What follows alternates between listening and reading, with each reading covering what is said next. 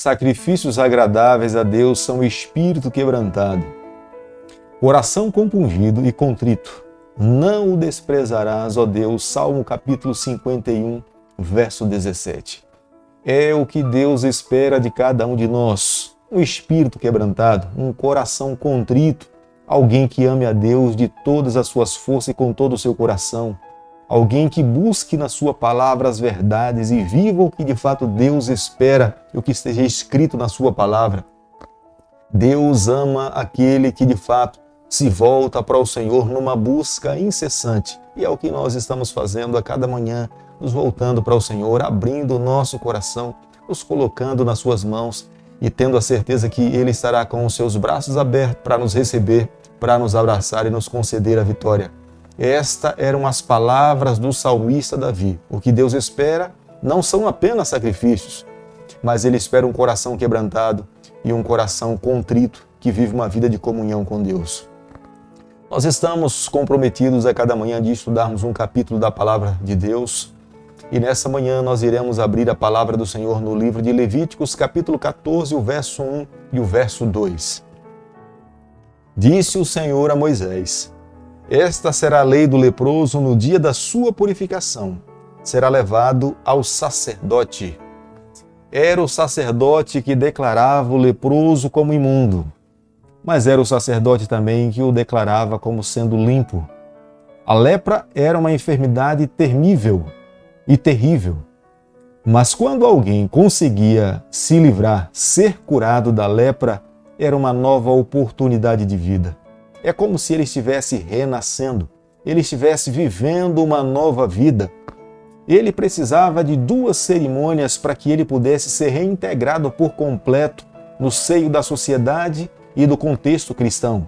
A primeira cerimônia se dava fora do acampamento. Ele não tinha liberdade para ir na direção do sacerdote. Era o sacerdote que deveria ir na sua direção, fora do acampamento, para que pudesse ali acontecer a primeira cerimônia.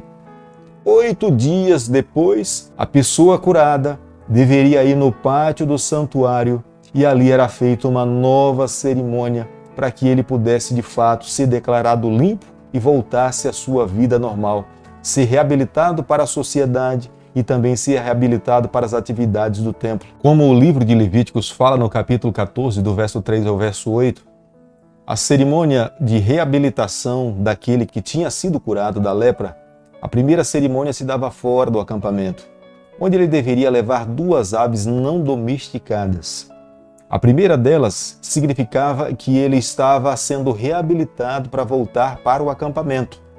E a segunda ave, quando ela era solta, significava que ele estava sendo livre da enfermidade que lhe causaria morte, mas agora ele estava tendo uma nova oportunidade de vida. A primeira ave, que era morta, ela simbolizava o pecado, a doença que escraviza, que nos tortura, que nos traz sofrimento. Por isso que esta primeira ave deveria ser morta. A purificação só se dava por meio do derramamento de sangue e derramamento de água, que simbolizava a purificação daquele que estava contaminado com o mal e com o pecado. No capítulo 14, o verso 7, a segunda ave deveria ser solta. A primeira deveria ser morta, mas a segunda ave deveria ser solta. Sobre o sangue da primeira deveria se colocar sobre a segunda ave, representando o que Jesus Cristo um dia faria por nós. Somente Ele pode nos libertar de todo o mal. Embora a primeira ave perdeu a sua vida, mas Jesus Cristo ressuscitou, está vivo, e é Ele que intercede por nós, é Ele que nos purifica de todo o pecado, é Ele que nos dá a garantia de que nós estaremos limpos para nos apresentarmos diante de Deus.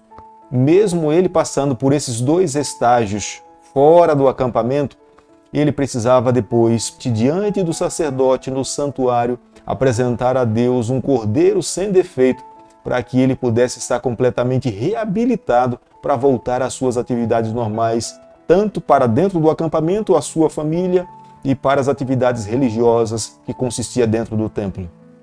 Uma semana após ter sido realizada a cerimônia fora do acampamento, ele voltava agora para dentro do acampamento, onde ele se apresentaria ao sacerdote no santuário.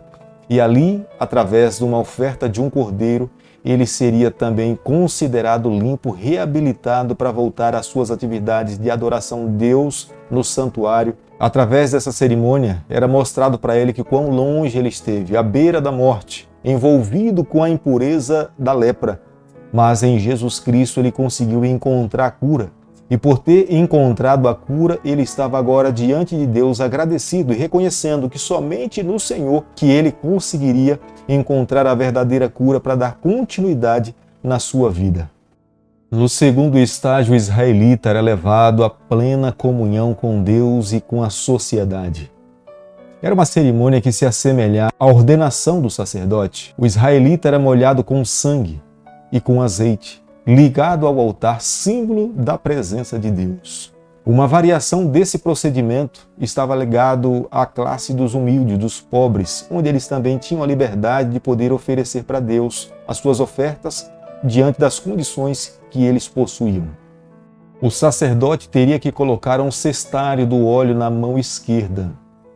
Aquele que estava recuperado, ele tinha recebido uma porção do sangue, representando o que Cristo fazia por ele, mas ele também recebia uma porção do azeite como símbolo da presença do Espírito Santo para a cura completa de todas as enfermidades, para que ele tivesse condições de viver uma vida plena no Senhor, completamente restabelecido. Meus amigos, nessa manhã, o que eu e você nós precisamos entender do capítulo 14 é que somente em Jesus nós encontramos a cura.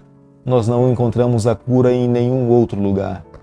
Veja que a prerrogativa da salvação ela é divina.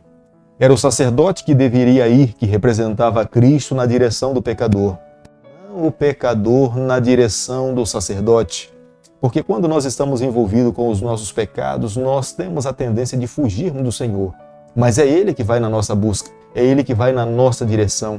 A intenção de salvar a nossa vida partiu e sempre dará continuidade da parte do Senhor. Por isso que, nessa manhã, o que eu e você, o que nós temos que fazer é nos colocar nos braços do Pai.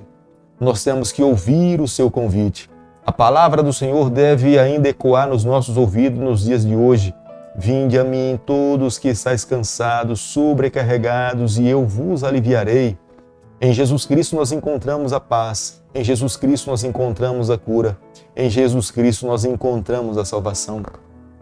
Se este é o nosso desejo, creio que nessa manhã o que eu e você nós temos que fazer é nos colocarmos nos braços do Pai. Permitirmos que Ele conduza a nossa trajetória.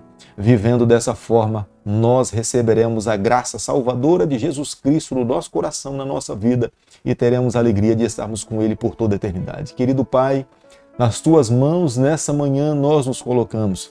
Reconhecemos as nossas debilidades, mas, por favor, Senhor, permaneça ao nosso lado em todo momento. É o nosso pedido, é a nossa oração, e nós fazemos em nome de Jesus. Que o Senhor te abençoe e te guarde, que Ele faça resplandecer o seu rosto sobre você, que Ele tenha misericórdia de você, que sobre você, nessa manhã, Ele levante o seu rosto e conceda a sua paz, em nome de Jesus.